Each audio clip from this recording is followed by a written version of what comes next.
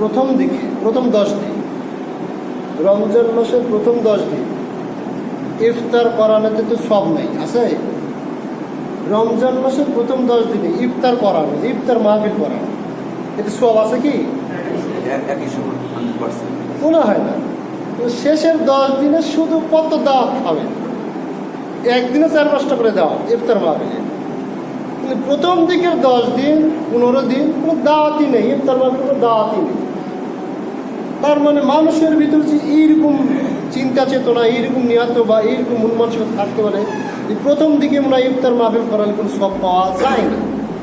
তাই যদি না হয় শেষের দিনে এত কেন ইফতার মাহফিল, প্রথম দিকে কেন হয় না? রাসূল মুহাম্মদ সাল্লাল্লাহু আলাইহি ওয়াসাল্লাম কি এরকম কিছু বলে গেছেন যে তোমরা যদি শেষের 10 দিন ইফতার মাহফিল করাও তাহলে সব পাবে, অন্যথায় প্রথম দিকে যদি ইফতার মাহফিল করো তাহলে সব পাওয়া যাবে না? এরকম কি কোনো কিছু বলে গেছেন? অথচ আমরা কি করি, আমরা যেটা লক্ষ্য করতেছি আবার উল্টা দেখি। আর একদিকে আবার উল্টা আমরা বিষয় যেটা পাই, প্রথম দিকে দেখবেন মানুষ নামাজের দিকে আগ্রহ হয়, রমজানের দিকে প্রথম দিকে মানুষ তারাবি বলে 5 ওয়াক্ত নামাজ আগ্রহ হয়, আস্তে আস্তে মানুষ কি হয়, কমে যায়।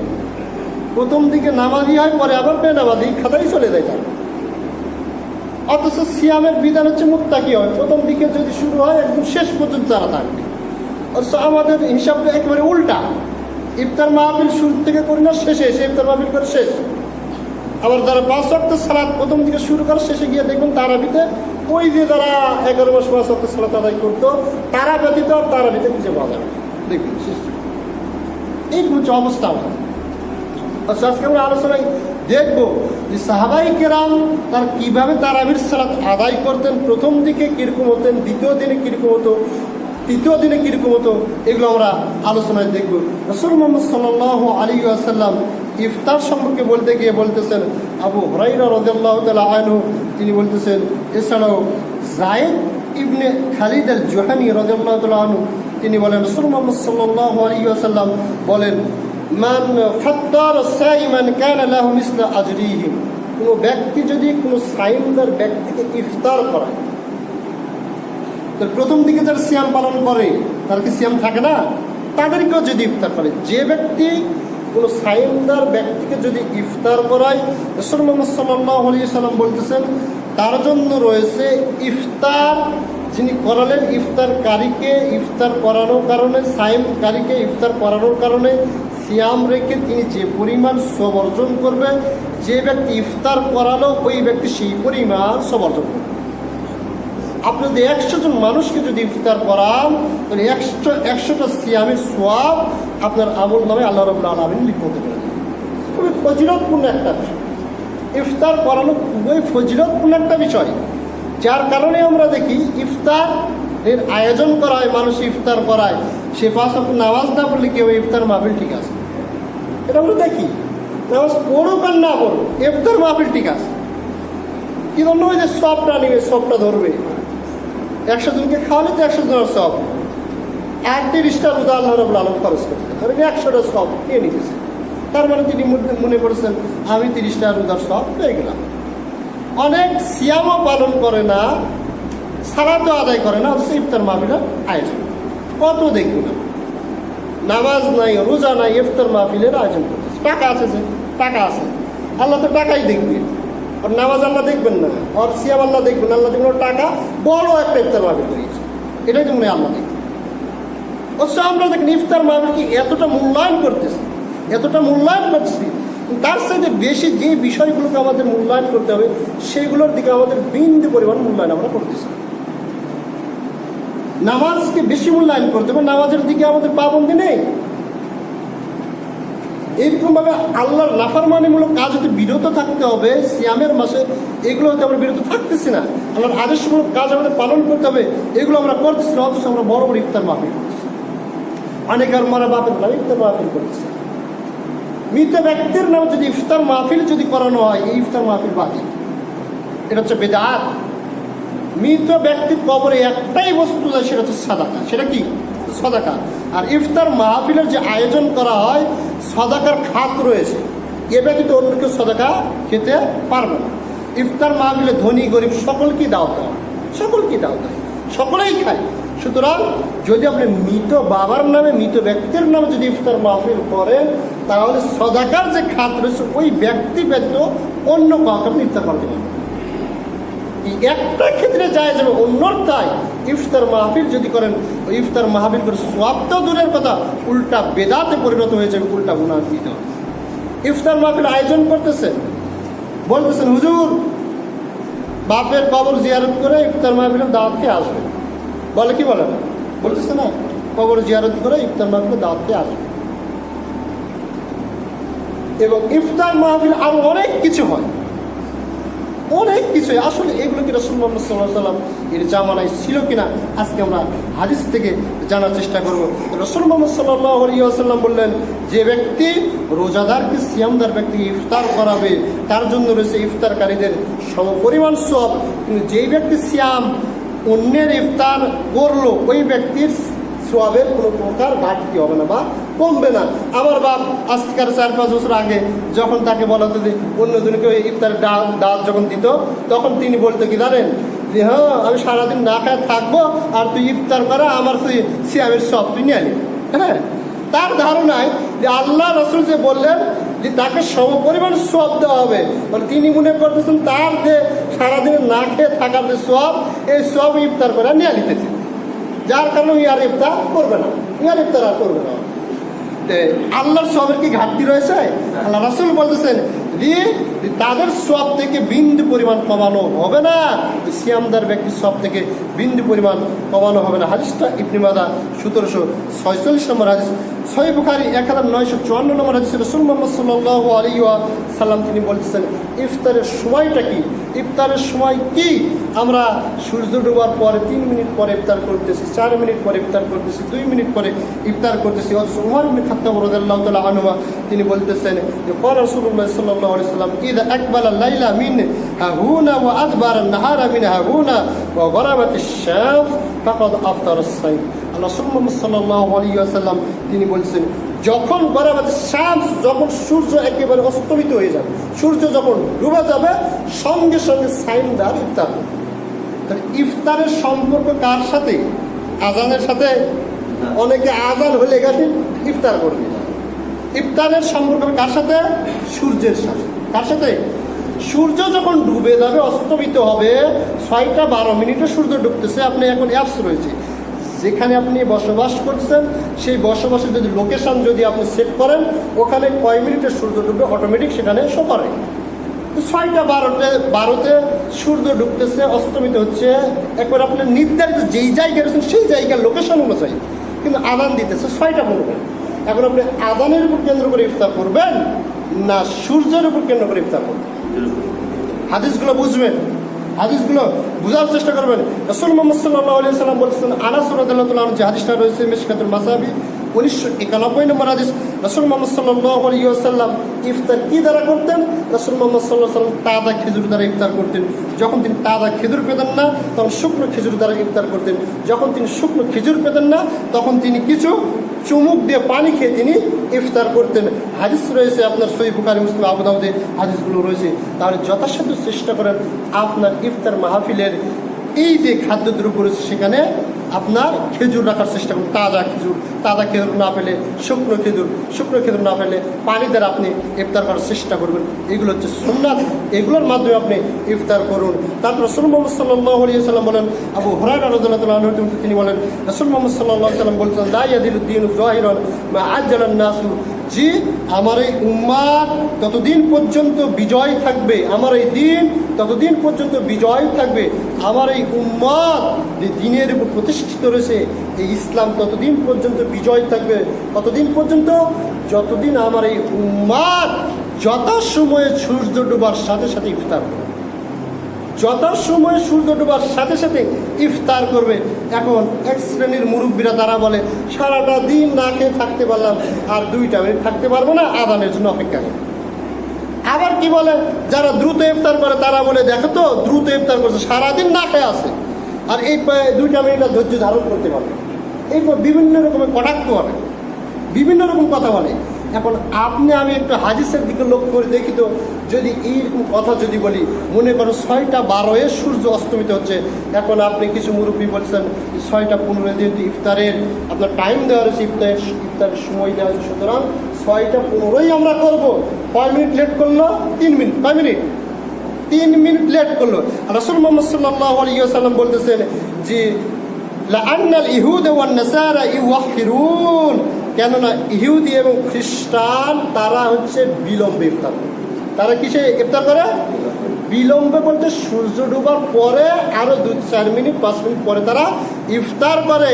যারা সূর্য ডুবার পরে আজানের অপেক্ষা করে, সে জানে এদিক সূর্য ডুবে গেছে, সে জানে এত টাইমে সূর্য ডুবে, এটা জানার পরে 2 মিনিট অপেক্ষা করে, জানার পরে 5 মিনিট অপেক্ষা করে।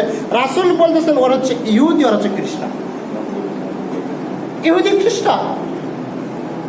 তাহলে আমার বক্তব্য নয় যে হাদিসটা আপনার রয়েছে আবু দাউদ 2353 নম্বর হাদিস, আবু দাউদ 3854 নম্বর হাদিস, আনাস ইবনে মালিক রাদিয়াল্লাহু তাআলা আনহু তিনি বলেছেন।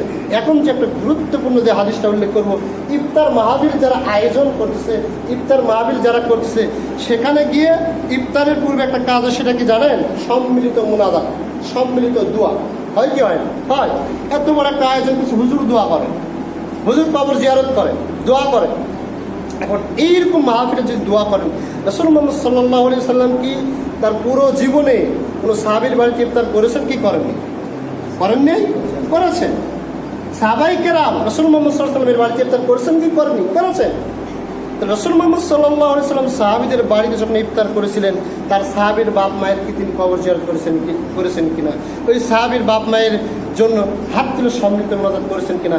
হাদিস আমরা দেখি, আপনারা তো ইফতারের দাওয়াত দিলেন, এটা ঠিক যে আমি ইফতারের জন্য দাওয়াত দিলাম, কিছু দোয়া আপনার কাছ থেকে আমি নিই, হ্যাঁ, এটা আমার আশা, আমার এরকম আশা জাগতেই পারে যে আপনার কাছ থেকে দোয়া নেব। একজন দিনদার ব্যক্তি, একজন ইমানদার ব্যক্তি এবং সিয়াম অবস্থায় রয়েছে, এইরকম সিয়ামদার ব্যক্তির কাছ থেকে আমি আর বাপ মায়ের জন্য দোয়া নিব, আমার জন্য দোয়া নেব, ইত্যাদি দোয়া নিব, এটা আমার জাগতে পারে।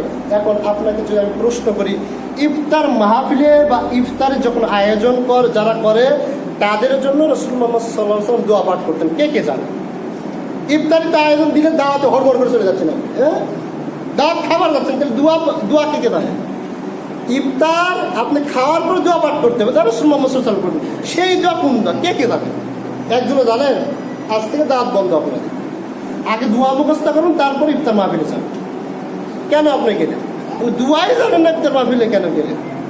পুরো রমজানে ছোট্ট ছোট্ট দোয়া, দেখেন বলবো ছোট্ট দোয়া, এতটুকু দোয়াই আপনি পুরো রমজান মুখস্থ করতে পারলেন না, আপনি ইফতার মাহফিলে খাবার গেলেন কেন? কেন খাবার? এগুলো আমাদের যে মুখস্থ করতে হবে, এগুলো যে মুখস্থ করতে, তার যে হক, যিনি আমাকে খাওয়াচ্ছেন তার যে হক, তার জন্যই দোয়া হবে। এটা হচ্ছে তার হক, হচ্ছে এগুলো হক না, আমরা নষ্ট করছি, আমরা জানি না। রাসূল মুহাম্মদ সাল্লাল্লাহু আলাইহি ওয়াসাল্লাম, আনাস ইবনে মালিক রাদিয়াল্লাহু আনহু তিনি বলেন, একদা নবী করিম সাল্লাল্লাহু আলাইহি ওয়াসাল্লাম সাদ ইবনে উবাইদা রাদিয়াল্লাহু আনহু এর বাড়িতে গেলেন। সাদ ইবনে উবাইদা রাদিয়াল্লাহু আনহু এর বাড়িতে গেলেন কে? মুহাম্মদ সাল্লাল্লাহু আলাইহি ওয়াসাল্লাম। সাদ রাদিয়াল্লাহু আনহু রুটি এবং জাইতুনের তেল আনলেন। সাদ রাদিয়াল্লাহু আনহু রুটি এবং জাইতুনের তেল আনলেন। তা খাওয়ার পরে, এটা কিন্তু রমজান মাস ছিল, তা খাওয়ার পরে রাসূল মুহাম্মদ সাল্লাল্লাহু আলাইহি ওয়াসাল্লাম তিনি বললেন, আফতারা ইনদাকুমুস সাইমুন ওয়া আকালাত তুআমাকুমুল আবরারুন ওয়া সাল্লাত আলাইকুমুল মালায়েকা। এটা হচ্ছে তো, এটা হচ্ছে তো এই তো আমরা অনেকে জেনে। রাসূল মুহাম্মদ সাল্লাল্লাহু আলাইহি ওয়াসাল্লাম তিনি বললেন, তোমাদের নিকট রোজাদার ইফতার করেছেন। মুহাম্মদ সাল্লাল্লাহু আলাইহি ওয়াসাল্লাম তিনি ইফতার করার পরে বললেন যে আমি হচ্ছে রোজাদার, আমি হচ্ছে সিয়ামদার, সুতরাং তোমাদের বাড়িতে এইরকম রোজাদার কি করেছে? ইফতার করেছে। তারপরে বলছেন ওয়া আকালাত তুআমাকুমুল আবরারুন, তোমাদের বাড়িতে একজন সৎ লোকেরা খাবার ব্যক্তিরা কি খাচ্ছে না, এরা কি সৎ লোক নয়? তাই রাসূল মুহাম্মদ সাল্লাল্লাহু আলাইহি ওয়াসাল্লাম দোয়া করতেছেন, তোমাদের বাড়িতে এই সমস্ত সৎ লোক সিয়ামদার ব্যক্তিরা গিয়ে তোমার বাড়িতে খাবার খাচ্ছেন। সৎ লোক যদি খাবার খায়, ওতে বারাকাত দান করেন না? আল্লাহ বারাকাত দান করেন। আর আল্লাহ রাব্বুল আলামিন সৎ লোক খাবারের জন্য উদ্বুদ্ধ করেছেন। মুহাম্মদ সাল্লাল্লাহু আলাইহি ওয়াসাল্লাম তিনিও সৎ ব্যক্তিদেরকে খাবারের জন্য উদ্বুদ্ধ করেছেন যে তোমার যে খাদ্য রয়েছে সেটা পরিষ্কার ব্যক্তিকে খাও, পরিষ্কার ব্যক্তিদেরকে খাও। তাই তিনি বলছেন যে তা তোমাদের বাড়িতে কি করা হয়েছে? সৎ ব্যক্তিরা খাবার খেয়েছে। তার রাসূল মুহাম্মদ সাল্লাল্লাহু আলাইহি ওয়াসাল্লাম বলছেন ওয়া সাল্লাত আলাইকুমুল মালায়েকা, তোমার জন্য এই যে সম্মিলিত মুনাজাত করতেছে, আমরা করতেছি না, বলেন আমাদের পাপ আছে না নাই? ফেরেশতাদের পাপ আছে? আল্লাহ রাসূল বলছেন তোমাদের জন্য, তোমাদের ক্ষমা প্রার্থনার জন্য স্বয়ং ফেরেশতা তোমাদের জন্য দোয়া করতেছে। ফেরেশতা তোমাদের বরকতের জন্য দোয়া করছে, তোমাদের ক্ষমার জন্য দোয়া করছেন। কোন ব্যক্তি? যেই ব্যক্তি মানুষকে ইফতার করানো ওই ব্যক্তির জন্য স্বয়ং ফেরেশতা বলছে আল্লাহ এই ব্যক্তিকে মাফ করে দাও, এই ব্যক্তির পরিবারকে মাফ করে দাও, এদের প্রতি শান্তি বর্ষিত করো। সল্লাই তো এমন একটা শব্দ যে আল্লাহ সাল্লি আলা মুহাম্মাদ আমরা পাঠ করি, এই বাক্যটি উল্লেখ করা হয়েছে যে তাদের উপর শান্তি বর্ষিত করুক, রহমত বর্ষিত করুক, তাদের প্রতি দোয়া করবে স্বয়ংকে ফেরেশতারা দোয়া করবে। তাহলে আজ থেকে যে আমরা ইফতার মাহফিল করতেছি, দাঁত দেওয়ার পূর্বে অন্তত আপনি দোয়া করবেন, হুজুর ঠিক আছে, কিন্তু দোয়াটা কোনটা হবে? সুন্নতি দোয়া হতে হবে, রাসূল মুহাম্মদ সাল্লাল্লাহু আলাইহি ওয়াসাল্লামের তরিকায় দোয়া হতে হবে, এই দোয়াই পাঠ করতে হবে। অন্তত এই দোয়া আপনি মুখস্থ করে নেবেন। আবু দাউদ 3854 নম্বরে অনেক হাদিস গ্রন্থে হাদিসটা রয়েছে, অসংখ্য হাদিস গ্রন্থে হাদিসটা রয়েছে। অন্তত আবু দাউদ মুখস্থ করে রাখবেন। আবু দাউদ 3854 মুখস্থর জন্য বলতেছি, 3854 নম্বর হাদিস। এখান থেকে ইফতার মাহফিলের এই দোয়াটা মুখস্থ করবেন। যদি আপনি খাবার চান, আর যদি খাবো না দোয়াও করবো না, তাহলে দরকার নেই, কেননা মেজবানের হক হচ্ছে, যিনি ইফতার করাচ্ছেন তার হক হচ্ছে আপনার কাছ থেকে দোয়াটা নিবেন। তবে দোয়া জানেন না কেন ইফতারের পার্টি থেকে গেলেন? সুতরাং অন্তত হে দিনী ভাই, দিনী অনুরোধ করছি ছোট্ট একটা দোয়া অন্তত মুখস্থ করার চেষ্টা করুন। আল্লাহ রাব্বুল আলামিন আমাদের ইফতার মাহফিলটাকে কবুল করুন। আল্লাহুম্মা আমিন। একে অপরের জন্য এইভাবে আপনি দোয়া করেন, যেই দোয়া রাসূল মুহাম্মদ সাল্লাল্লাহু আলাইহি ওয়াসাল্লাম বলছেন দোয়াও হল ইবাদত, দোয়াটাও একটা হচ্ছে ইবাদত। সুতরাং এটা হচ্ছে ইবাদত, আর ইবাদত রাসূল মুহাম্মদ সাল্লাল্লাহু আলাইহি ওয়াসাল্লাম যেখানে যেভাবে করছেন সেখানে সেইভাবেই করতে হবে, কম বেশি করার ইখতিয়ার আপনার আমার নাই। সুতরাং আল্লাহ রাব্বুল আলামিন আমাদেরকে ইফতারগুলোকে, সিয়ামগুলোকে কবুল করুন। সকলে বলছে আল্লাহুম্মা আমিন। ইফতার শেষ, তারপরের যে বিষয় সেটি হচ্ছে তারাবির সালাত। কি সালাত? তারাবি শব্দের অর্থটা কি এটাকে আমরা জেনে। তারাবি শব্দের অর্থ হচ্ছে সংক্ষেপ করা, তারাবি শব্দের অর্থ হচ্ছে বিশ্রাম নেওয়া, তারাবি শব্দের অর্থ হচ্ছে আরাম আয়েশ করা, তারাবি। আর আমাদের তারাবির অর্থ হচ্ছে তাড়াতাড়ি করা। কি করা? তারাবি শব্দের অর্থ তাড়াতাড়ি করা। পৃথিবীতে এমন কোনো সালাত নেই যেই সালাত তারাবির সাথে জুড়ে পড়া হয়, আপনি খুঁজে পাবেন না।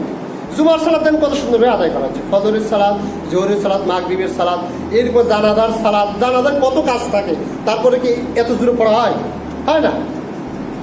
এমন কোনো একটাও সালাত নাই যেই সালাত এত তাড়াতাড়ি এত দ্রুত পড়ায় তারাবি সালাত, অথচ নামই হচ্ছে আরাম আয়েশের সালাত, আরাম করে পড়তে হবে। দেখেন একেবারে বিপরীত। যেই ক্ষেত্রে রাসূল মুহাম্মদ সাল্লাল্লাহু আলাইহি ওয়াসাল্লাম বললেন যে আরাম করে পড়ো, বসে থেকে পড়ো, 2 রাকাত পড়েছেন, 4 রাকাত পড়েছেন, পড়ার পরে বসেন, আরাম করেন, আরাম হয়ে গেলে একবার শরীর ঠিক হলে আবার পড়েন, আরাম করে সালাত আদায় করেন রাসূল মুহাম্মদ সাল্লাল্লাহু আলাইহি ওয়াসাল্লাম। কিন্তু আমরা সেই আরামের জায়গা তাড়াতাড়ি শুরু করেছি, তারাবির জায়গা তাড়াতাড়ি শুরু করে দিয়েছি।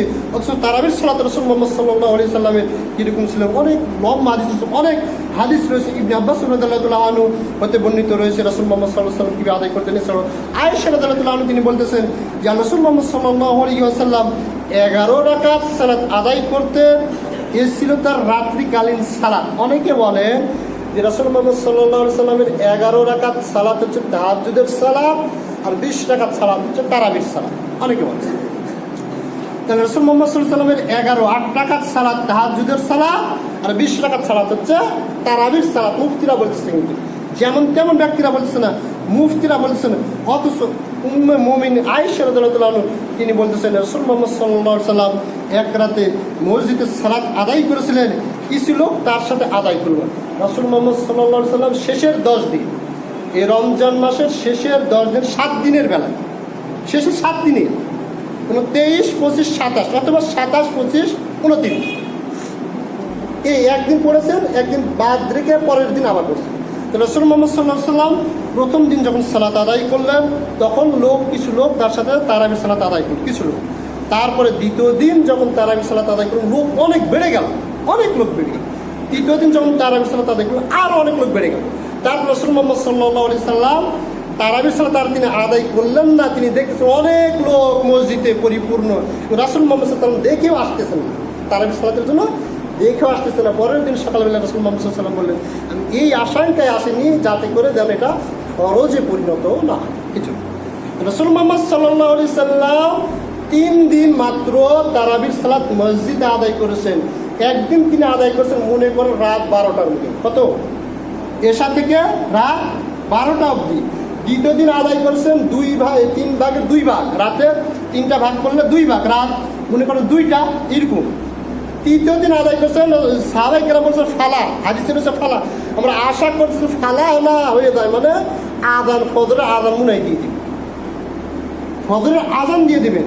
রাসূল মুহাম্মদ সাল্লাল্লাহু আলাইহি ওয়াসাল্লাম তারাবির প্রথম দিন আদায় করলেন রাত 11টা পর্যন্ত আনুমানিক, দ্বিতীয় দিন আদায় করলেন রাত 2টা পর্যন্ত। তার বাড়তেছে না কমতেছে সময়? সময় কি বাড়তেছে। তৃতীয় দিন তিনি যখন আদায় করলেন ফজরের আজানের একটু আগে ছেড়ে দিয়েছে, ফজরের একটু আগে। তাহলে যত দিন যায় রাসূল মুহাম্মদ সাল্লাল্লাহু আলাইহি ওয়াসাল্লাম সালাতের দীর্ঘতা, সালাতের সৌন্দর্য দিন দিন বাড়ে না কমে? দিন দিন বাড়ে। আর আমাদের যত দিন যায় সালাতের, হ্যাঁ, বাড়ে না কমে? আগে 8 টাকার তারাবি প্রথম দিকে দেখলাম সুন্দর সুন্দর ভাবে করতে প্রায় 40 মিনিট লাগবে, এখন সময় লাগতেছে 16 মিনিট, 2 মিনিট করে। 8 টাকার তারাবি আমি যেখানে আদায় করছি সেখানে বলছি প্রথম দিকে 40 মিনিট, যত দিন যাচ্ছে কমতে কমতে এখন 8 টাকার মধ্যে সময় লাগে 16 মিনিট। আত্মাহিয়াত কোনো মতে পড়া যায়, দুরূদ শরীফের ধার কাছে যাওয়া যায় না, সালাম ফিরে শেষ। অথচ এটি গুরুত্বপূর্ণ একটা বিষয় রয়েছে, আত্তাহিয়াতু লিল্লাহি ওয়াস সালাওয়াতু ওয়াত তাইয়্যিবাতু। তারপরে আসসালামু আলাইকা আইয়ুহান নবী ওয়া রাহমাতুল্লাহি ওয়া বারাকাতুহু, আসসালামু আলাইনা ওয়া আলা ইবাদিল্লাহিস সালিহিন, আশহাদু আল্লা ইলাহা ইল্লাল্লাহ ওয়া আশহাদু আন্না মুহাম্মাদান আবদুহু ওয়া রাসূলুহু। এতটুকু বলার জন্য বললাম আশহাদু আল্লা ইলাহা ইল্লাল্লাহ ওয়া আশহাদু আন্না মুহাম্মাদান আবদুহু ওয়া রাসূলুহু। এই জায়গায় একটা বিষয় আছে, আপনি যদি এইভাবে যদি বলেন আশহাদু আল্লা ইলাহা ইল্লাল্লাহ ওয়া আশহাদু আন্না মুহাম্মাদান আবদুহু ওয়া রাসূলুহু, তাহলে শিরকের অন্তর্ভুক্ত। কিন্তু যে হুজুর যে এত দ্রুত পড়তেছে, এত জোরে পড়ে তো তার সাথে ধরা যাচ্ছে না, কি করবো? আশহাদু আল্লা ইলাহা ইল্লাল্লাহ ওয়া আশহাদু আন্না মুহাম্মাদান আবদুহু ওয়া রাসূলুহু, লা টান দিতেই হবে। টান যদি না দেন তাহলে আশহাদু, আমি সাক্ষ্য দিচ্ছি, আল্লাহ, এটি যদি টান যদি না দেয় অবশ্যই ইলাহ আছে আল্লাহ ছাড়া, অবশ্যই আল্লাহ ইলাহ আছে কে ছাড়া? আল্লাহ ছাড়া। আল্লাহ ছাড়া ইলাহ আছে, তাহলে শিরক নয়? আল্লাহ কয়জন হয়ে গেল? 2 জন হয়ে গেল, 3 জন হতে পারে। লা ইলাহা ইল্লাল্লাহ মানে অবশ্যই ইলাহ আছে আল্লাহ ছাড়া। আর যখন এখানে টান দিয়ে পড়বেন আশহাদু আল্লা ইলাহা ইল্লাল্লাহ, অবশ্যই, তাহলে আমি সাক্ষ্য দিচ্ছি লা ইলাহা, কোনো ইলাহ নেই ইল্লাল্লাহ, আল্লাহ ছাড়া। কিন্তু আমরা যখন তাশাহুদে যখন পড়ি এখানে টান কেপি দিই না, এবারে আশহাদু লা ইলাহা ইল্লাল্লাহ সাধারণ দ্রুত পড়ি।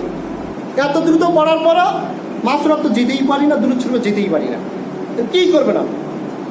রাসূল মুহাম্মদ সাল্লাল্লাহু আলাইহি সাল্লামের তারাবি এরকম ছিল, যতটা দিন যেত তার তারাবির সালাত দীর্ঘ হতো। অথচ আমাদের যত দিন যায় আমাদের তারাবির সালাত ততই খাটো হয়, ততই ছোট হয়। রাসূল মুহাম্মদ সাল্লাল্লাহু আলাইহি সাল্লাম, আয়েশা রাদিয়াল্লাহু আনহা তিনি বলতেছেন, রাসূল মুহাম্মদ সাল্লাল্লাহু আলাইহি সাল্লাম রাতের বেলা 13 রাকাত তিনি সালাত আদায় করতেন। অনেক সময় 13 রাকাত কিভাবে? 11 রাকাত আর ফজরের 2 রাকাত, কত হয়? 11 আর ফজরের 2 কত হলো? 13। তাহলে রাসূল মুহাম্মদ সাল্লাল্লাহু আলাইহি সাল্লামের স্ত্রী বলছেন অনেক সময় তিনি 13 রাকাত আদায় করতেন, মানে ফজরের 2। 8 রাকাত তারাবি, যাকে তাহাজ্জুদ বলেন আর যেটাই বলেন, 8 রাকাত তারাবি, 2 রাকাত, 3 রাকাত বেঁধে 8 আর 3 কত হয়? 11। আর ফজরের 2 কত হলো? 13। আরেকটা হাদিস যেটা প্রত্যেকটা বুখারী মুসলিম বর্ণনা, আরেকটা হাদিস রাসূল মুহাম্মদ সাল্লাল্লাহু আলাইহি সাল্লাম বলতেছেন, যে আয়েশা রাদিয়াল্লাহু আনহা বলছেন রাসূল মুহাম্মদ সাল্লাল্লাহু আলাইহি সাল্লাম 15 রাকাত আদায় করতেন। কত রাকাত? 15 রাকাত। এটা কিভাবে? রাসূল মুহাম্মদ সাল্লাল্লাহু আলাইহি সাল্লাম এশার সালাত আদায় করার পরে সরাসরি কোথায় চলে যেতেন? বাসায় চলে যেতেন। বাসায় গিয়ে এশার পরে কয় রাকাত সুন্নাত নামাজ রয়েছে? নফল 2 রাকাত। তাহলে 2 আর 8 কত হলো? তাহাজ্জুদের 8 10, আর 3 রাকাত বেতর কত হলো? 13। আর ফজরের 2 কত হলো? সুন্নাত, ফজর সুন্নাত 2। তাহলে 13 2 15। তারপরে রাসূল মুহাম্মদ সাল্লাল্লাহু আলাইহি ওয়াসাল্লাম মসজিদে চলে এসে ফরজ আদায়। এই যে 15 রাকাত মূলত হাদিসে এইভাবে উল্লেখই করা রয়েছে যে ফজরের পূর্বের 2 এবং এশার আগের 2, এশার পরের 2, এই 2 আর 8 আর 3 বেতের এই যে রাসূল মুহাম্মদ সাল্লাল্লাহু আলাইহি ওয়াসাল্লাম 15 রাকাত আদায় করেন। আজকের মুফতিরা এগুলো জানার পরে, এগুলো হাদিস জানে না এরকম নয়, জানার পরে বলছেন কখনো রয়েছে 8 রাকাত, কখনো রয়েছে 11 রাকাত, কোথাও রয়েছে 13 রাকাত, কোথাও রয়েছে 15 রাকাত, কোথাও রয়েছে 20 রাকাত। 20 রাকাত তারাবি শুরু করে, এগুলো হচ্ছে দলিল। তবে আমি যেটা বলছি 20 রাকাত পড়েন, 8 রাকাত পড়েন, যেই রাকাত 2 রাকাতও পড়েন, 4 রাকাতও পড়েন, পড়াটা রাসূল মুহাম্মদ সাল্লাল্লাহু আলাইহি সাল্লাম বলছেন, আয়েশা রাদিয়াল্লাহু আনহা এবং আনাস রাদিয়াল্লাহু আনহু তিনি বলছেন রাসূল মুহাম্মদ সাল্লাল্লাহু আলাইহি সাল্লাম যখন তেলাওয়াত করতেন, তার তেলাওয়াত ছিল মাদ, মানে টেনে টেনে তিনি তেলাওয়াত করতেন। প্রত্যেকটা যেখানে যে টান রয়েছে সেই টান দিয়েই তিনি তেলাওয়াত করতেন। এই যে কোরআন প্রতিযোগিতা রমজান মাসে হচ্ছে, মাশাআল্লাহ খুবই ভালো জিনিস। প্রত্যেকটা ইকফা বলেন, ইজহার বলেন, ঈদগাম বলেন, এক আলিফ টান বলেন, তিন আলিফ টান বলেন, এতভাবে তারা যাচাই বাছাই করছে। একটু ভুল হলে কিন্তু সে সেখান থেকে বাতিল হয়ে যাচ্ছে, এত যাচাই বাছাই হচ্ছে। অথচ ওই হাফেজি যখন তারাবির সালাত আদায় করছে, ওই টান কিন্তু আর নাই, ওই টান আর নাই। আমরা যখন ইসলামিক ফাউন্ডেশনের জন্য যখন আমরা গেলাম, আমাদের যখন তেলাওয়াত নিল, তার মানে কত চেষ্টা করতেছে আমাদের এখানে যেন ইকফা ঠিক হয়, এখানে যেন ঈদগাম যদি ঠিক হয়, এখানে যেন ইজহার যেন ঠিক হয়, হ্যাঁ ওয়াজিব গুন্না যেন ঠিক হয়। আমরা খালি এগুলো চিন্তা করি, কত সুন্দরভাবে টেনে টেনে তেলাওয়াত করতেছি, যেন ভুল যেন নয়। চাকরি টিকাতে হবে, আমাকে চাকরি আমার টিকাতে হবে। ভাইবার কথা বলতেছি, ভাইবাতে আমাকে টিকতে হবে। এত সুন্দরভাবে হাফেজরা তেলাওয়াত করতেছে, কিন্তু এই যে তারাবির সালাতের একটা ভাইবা রয়েছে, তারাবির সালাতের একটা আমল রয়েছে, এই আমল টিকাতে হবে না আমাদের? এই আমলকে টিকাতে হবে না?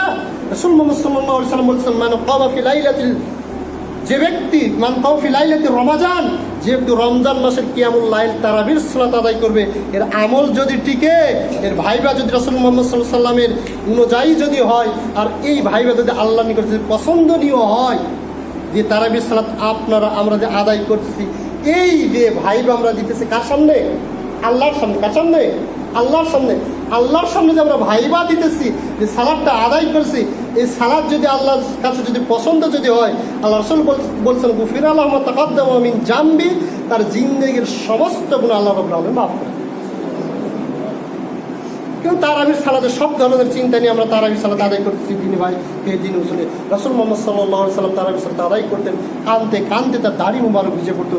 সাহাবায়ে কেরাম তারাবির সালাত আদায় করতেন, তাহাজ্জুদের সালাত আদায় করতেন, কাঁদতে কাঁদতে তাদের দাড়ি মুবারক ভিজে যেত। আজকে 22-23টা রমাদান চলে যাচ্ছে, আপনার চোখ দিয়ে একটা বিন্দু পরিমাণ তারাবির সালাতে আপনার চোখ দিয়ে বিন্দু পরিমাণ পানি পড়েনি। এই সালাতে কিভাবে গুনাহ মাফ হতে পারে? এই সালাতে কিভাবে আল্লাহর দরবারে আপনি নাজাত পেতে পারেন?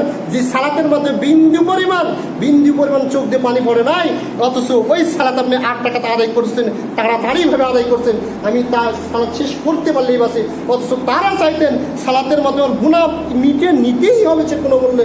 সাহাবায়ে কেরাম তারা সালাতে দাঁড়াতেন আর ভাবতেন যে কোনো মূল্যে আমাকে গুনাহ মিটিয়ে নিতেই হবে, যত কাদা লাগে কাঁদবো। আয়েশা রাদিয়াল্লাহু তাআলা তিনি বলছেন যে তারাবির সালাতে রাসূল মুহাম্মদ সাল্লাল্লাহু আলাইহি ওয়াসাল্লাম সিজদা দিতেন, সিজদা এত দীর্ঘ করতেন, প্রায় 50টি আয়াত তেলাওয়াত করা হতো।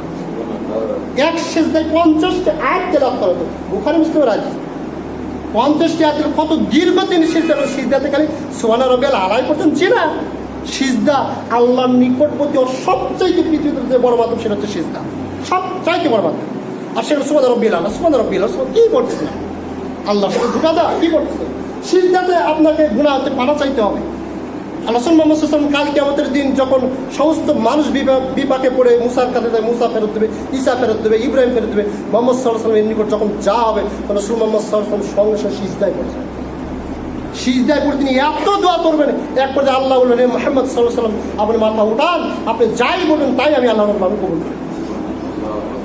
সিজদায় পড়ে কি বলেন আপনি? সুবহানা রাব্বিয়াল আলা ছাড়া আর কিছু দোয়া জানেন আপনি? কিচ্ছু জানেন না। কেন শিখলেন না? ওখানে কাঁদতে হবে।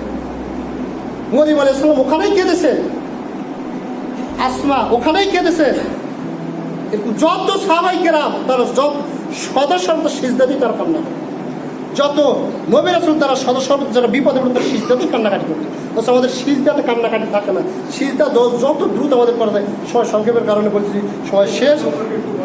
হ্যাঁ, সময় শেষ। আরেকটি যে বিষয় সেটি হচ্ছে, যেটা থেকে গেল সেটা হচ্ছে সাদাকাতুল ফিতর। সেটা কি? সাদাকাতুল ফিতর হয়তো জুমা পাওয়া যেতেও পারে, নাও পারে, এই জন্য 2-3 মিনিট আমি চেয়ে নিতেছি। সাদাকাতুল ফিতর, এই দেখেন ফিতর, ফিতর মানে হচ্ছে রোজা ভঙ্গ করা। রোজা কি ভঙ্গ করা? একেবারে ফরজ রোজা ভঙ্গ করার যে মাধ্যম, সেটাই হচ্ছে কি সাদাকাতুল ফিতর। সাদাকাতুল ফিতরের মাধ্যমে রোজাটাকে আপনাকে আমাকে ভঙ্গ করতে হবে। আবু সাইদ খুদরি রাদিয়াল্লাহু তাআলা আনহু তিনি বলতেছেন, আমরা রাসূল মুহাম্মদ সাল্লাল্লাহু আলাইহি সাল্লাম এর যুগে ঈদের দিন একসা পরিমাণ খাদ্য সাদাকাতুল ফিতর হিসেবে আদায় করতাম। আবু সাইদ খুদরি বলতেছেন, আমাদের খাদ্য দ্রব্য ছিল জব, কিসমিস, পনির এবং খেজুর। প্রখ্যাত সাহাবী ইবনে আব্বাস রাদিয়াল্লাহু তাআলা আনহু তিনি বলতেছেন, রাসূল মুহাম্মদ সাল্লাল্লাহু আলাইহি সাল্লাম ফারাদা রাসূলুল্লাহ সাল্লাল্লাহু আলাইহি সাল্লাম, রাসূল মুহাম্মদ সাল্লাল্লাহু আলাইহি সাল্লাম সাদাকাতুল ফিতরটাকে ফরজ করেছেন। তারাবির সালাত আদায় করা কি নফল, আর সাদাকাতুল আদায় করা কি ফরজ। যেমন তেমন বিষয় নয়। আর এটার ব্যাপারে কাল কিয়ামতের দিন কিন্তু জিজ্ঞাসা করা হবে, ধরা হবে। কুল্লি মুসলিমিন ওয়াল মুসলিমাত, প্রত্যেকটা মুসলমান নর নারীর উপর আল্লাহ রাব্বুল আলামিন ফরজ করেছেন। বা জাকারি ওয়াল মুসাদ, যদি পুরুষ হয় তার উপর ফরজ, যদি মহিলা হয় তার উপর ফরজ, যদি ছোট হয় তার উপর ফরজ, যদি বড় হয় তার উপর ফরজ, যদি স্বাধীন হয় তার উপর ফরজ, যদি সে গোলাম হয় তার উপর ফরজ। যে নিজেকে মুসলিম বলে দাবি করবে, সে যদি শিশু বাচ্চাও যদি হয়, ছোট বাচ্চাও যদি হয়, 5 বছরের বাচ্চাও যদি হয়, 2 মাসের বাচ্চা হয়, তারও সাদাকাতুল ফিতর যাকাত দিতে হবে। তাহলে ছোট বড়, নারী পুরুষ এবং আপনার কি হলো স্বাধীন গোলাম, এক কথা মুসলিম যে হবে, সে যেই হোক না কেন, তাদের উপর আল্লাহ মুহাম্মদ সাল্লাল্লাহু আলাইহি ওয়াসাল্লাম সাদাকাতুল ফিতর ফরজ করেছেন। আর এর পরিমাণ হচ্ছে 1 সা, পরিমাণ কি 1 সা। আর যতগুলো রয়েছে প্রত্যেকটা ক্ষেত্রে কি খাদ্যদ্রব্য। এটার ফায়দা কি, রাসূল মুহাম্মদ সাল্লাল্লাহু আলাইহি ওয়াসাল্লাম বলতেছেন সাদাকাতুল ফিতর ফরজ করেছেন অশ্লীল কথা ও বেহুদা কাজ হতে রমজানের সাওম এটাকে পবিত্র করতে হবে এবং মিসকিনদের খাদ্যের ব্যবস্থার জন্য এই সাদাকাতুল ফিতরটাকে ফরজ করতে। যে রমজান মাসে আমরা বেহুদা কথা বলতেছি না, খারাপ খারাপ কথা বলতেছি, চোখ দিয়ে অশ্লীল যা কিছু দেখতেছি, এই জন্য সিয়ামটা বাতিল হচ্ছে না। এই জন্য বাতিল হচ্ছে না যে এটার মাধ্যমে এটা কি হচ্ছে পবিত্র হয়ে যাচ্ছে, সাদাকাতুল ফিতরের বিনিময়টা পবিত্র হয়ে যাচ্ছে। তারপর রাসূল মুহাম্মদ সাল্লাল্লাহু আলাইহি ওয়াসাল্লাম বলছেন, আর এই সাদাকাতুল ফিতর আমরা আদায় করতাম ঈদের সালাতে যাওয়ার পূর্বে। তো সাদাকাতুল ফিতর আদায় করতে ঈদের সালাতের আগে না পরে? এই যে অনেকে তুলে রাখার পর পরে আদায় করতেছে না। সাদাকাতুল ফিতর আদায় করতে হবে ঈদের সালাতে যাবার পূর্বে, আদায় করার পূর্বে। রাসূল মুহাম্মদ সাল্লাল্লাহু আলাইহি ওয়াসাল্লাম বলছেন, যে ব্যক্তি সালাতের পরে আদায় করে তা হচ্ছে সাধারণ দান হিসেবে দিতে হবে, ফরজ হিসেবে আর দিতে হবে না। হাদিসটা আপনার রয়েছে, আপনার যে হাদিসটা রয়েছে আবু দাউদ 1609 নম্বর। সুতরাং যে সাদাকাতুল ফিতর 1 সা পরিমাণ যেটা আপনি দিবেন, 2.5 কেজি হারে যে খাদ্যদ্রব্যটা যেটা দিবেন, যত হাদিস রয়েছে সমস্ত হাদিসে খাদ্যদ্রব্যরা একটাও টাকা দিরহামের হাদিস পাওয়া যায় না। মুআবিয়া রাদিয়াল্লাহু আনহু মক্কা মদিনা যখন হজ করতে আসলেন তার খিলাফত আমলে, তখন তিনি বললেন, আমাদের সিরিয়ার যে গম, ওর যে দাম, ওর যে মূল্য, আর এখানকার যে 1 কেজির মূল্য, এখানকার হচ্ছে 1 সা আর ওখানকার হচ্ছে অর্ধ সা, এদের মূল্য পরিমাণ হচ্ছে 1, মূল্য পরিমাণ কি 1। আবার বুঝে মনে করেন ঢাকাতে তরকারির দাম হচ্ছে 20 টাকা কেজি, আর এখানে হচ্ছে 10 টাকা কেজি। ঢাকাতে 20 টাকা কেজি, এখানে 10 টাকা কেজি। তাহলে এখানকার 2 কেজি আর ওখানকার কয় কেজি? 1 কেজি। তো ঠিক অনুরূপভাবে মুআবিয়া বলছেন যে আমার ওখানে অর্ধ সা খেজুরের যে দাম মূল্য, আর এই মদিনার 1 সা 2.5 কেজির মূল্য একই সমান। সুতরাং সমান যেহেতু 1, মানে দামের দিক দিয়ে হচ্ছে 1, সুতরাং অর্ধ সা পরিমাণ আমরা খাদ্যদ্রব্য দেব। তখন কিছু লোক সেটা মেনে নিল। আর আবু সাইদ খুদরি বললেন, আমি রাসূল মুহাম্মদ সাল্লাল্লাহু আলাইহি ওয়াসাল্লামের জামানায় থেকে 1 সাই দিতাম, 1 সাই দিব, অর্ধ সা দিব না। মুআবিয়া থেকে আমি মানিনি। তার বক্তব্য, রাসূলের যেখানে হাদিস থাকে, রাসূলের যেখানে আমল থাকে, সেখানে তোমার আমলের আমার দরকার নাই। তাই তিনি এটা মানলেন, 1 সা পরিমাণে দিলেন। অনেক আবু সাইদ খুদরি রাদিয়াল্লাহু আনহুর মত অনুসরণ করে তারা 1 সা পরিমাণে দিলেন। উল্লেখ্যতে দেখেন, মূল্য কিন্তু ঠিক করলেন মুআবিয়া রাদিয়াল্লাহু আনহু, মূল্য কিন্তু মাপলেন, নির্ধারণ করলেন। কিন্তু যখন ফিতরাটা দিলেন তখন কি দিরহাম দিলেন না খাদ্যদ্রব্য দিলেন? খাদ্যদ্রব্যই দিলেন। কিন্তু খাদ্যদ্রব্য আগে দিতে হবে। ঈদগাহ হ্যাঁ শেষের 10-এর দিক থেকে শুরু করুন। শেষের 10 আছে না, রমজানের শেষের 10 থেকে আপনি শুরু করবেন। অতিরিক্ত আগে দিবেন না। কি জন্য দিবেন না জানেন? আপনি কি বাঁচবেন? আমি কি বাঁচবো 10 দিন? কত আগে কেন দিবেন?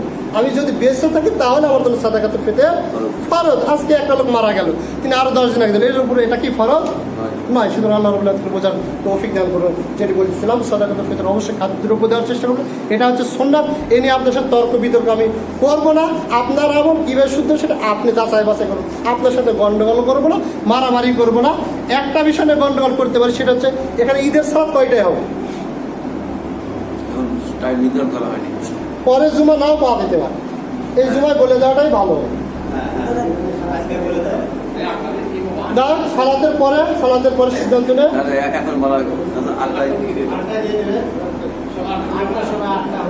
সকাল 8টায় ঈদের সালাত, সকাল 8টায় 7:59 আমাদের উপস্থিত হবে নাকি? এখানে ঈদের সালাতে হয়, আসে 1 মিনিট আগে আসে আপনার শর্ট বিছাবেন না কি করবেন এগুলো। সুতরাং আজকে জুমার দিন আজকে মাঠটা পরিষ্কার করবেন, এখন থেকে প্রস্তুতি গ্রহণ করবেন। আর যদি মহিলাদের যদি ব্যবস্থা করেন, এখানে একটু মাইকের ব্যবস্থা করেন, যদি মহিলাদের যদি ব্যবস্থা